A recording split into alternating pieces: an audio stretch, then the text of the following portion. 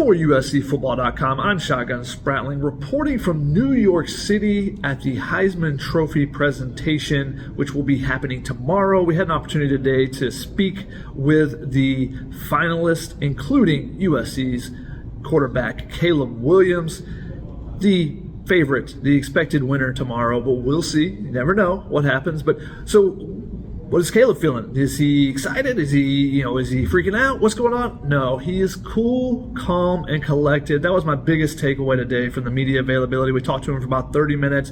It's similar to, the pass rushers this season. He let them come in, and he just deflected and moved on. Similar to how he has all seasons when it comes to questions about Caleb Williams. For Caleb Williams, it's all about the team. So we talked about, how he set team goals this season and how that was the big thing for him. He did set a goal before the season to be a Heisman finalist, to win the Heisman Trophy, but he said that's not something he's really thought about. Even when, he became a favorite late in the season, it wasn't something at the forefront of his mind. He said he's put all that behind him. He said you got to focus on the team goals, because if you focus on the team goals, then the individual goals are more than likely going to come at the end of the season, and that's what's happened here. For USC to go from 4-8 to now having a Heisman favorite, for them to be 11-2, talk so much about Caleb Williams and what he's done, Lincoln Riley, what they've been able to do. Lincoln Riley potentially going to have his third Heisman Trophy winner in 6 years of coaching, so that's pretty impressive there. But Caleb Williams, I asked him, what does this mean for the team? He said he's had a number of teammates that have reached out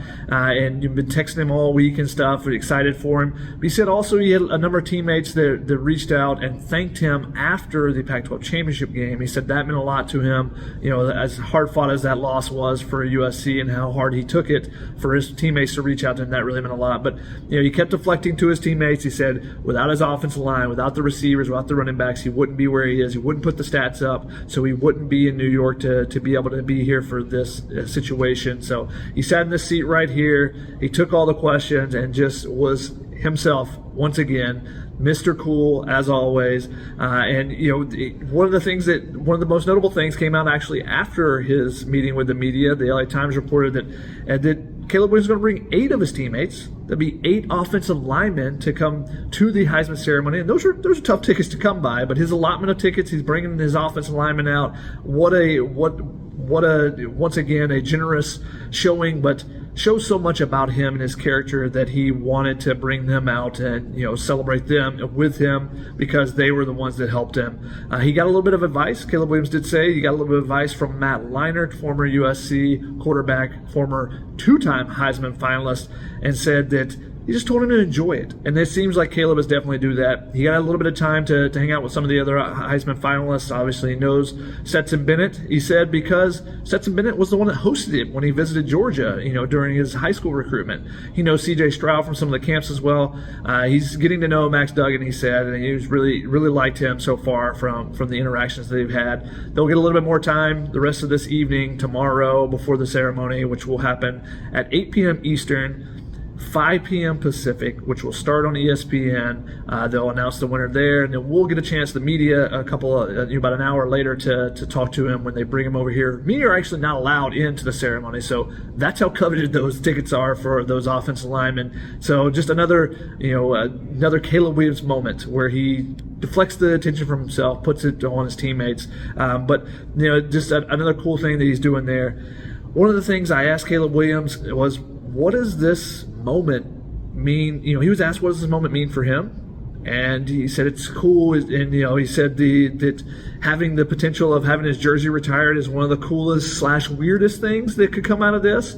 But I asked him, what does it mean for the team? And he said it shows where this team has been, the brotherhood that they have. And he said, I asked him, does it mean something for recruits out there, for transfer portal guys, or for the high school recruits? And he said, definitely, it shows where the program is going and what they are building right now. So big message there for any future Trojans potentially. And Caleb Williams talked about how this was a dream for him as a child.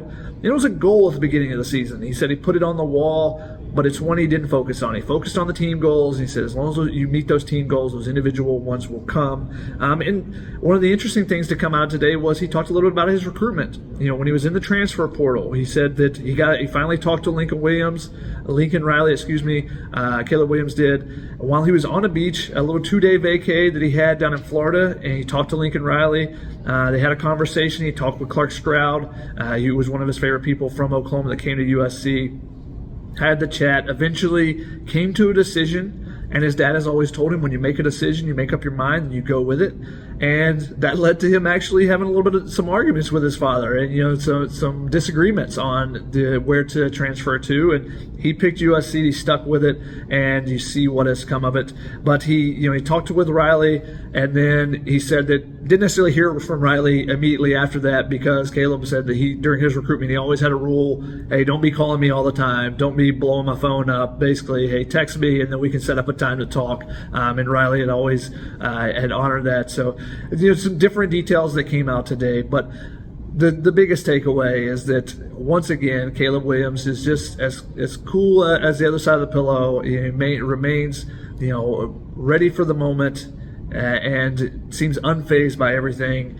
So we'll see what happens tomorrow. We'll get a chance to check out we'll get a chance to chat with him right before the ceremony, and then we'll get a chance to talk with the winner after the ceremony. So we'll just get a chance to see him then, and hopefully we'll get a chance to talk to Lincoln Riley as well. He's not in town right now. They have some official visitors on campus, so he is all over the place this week.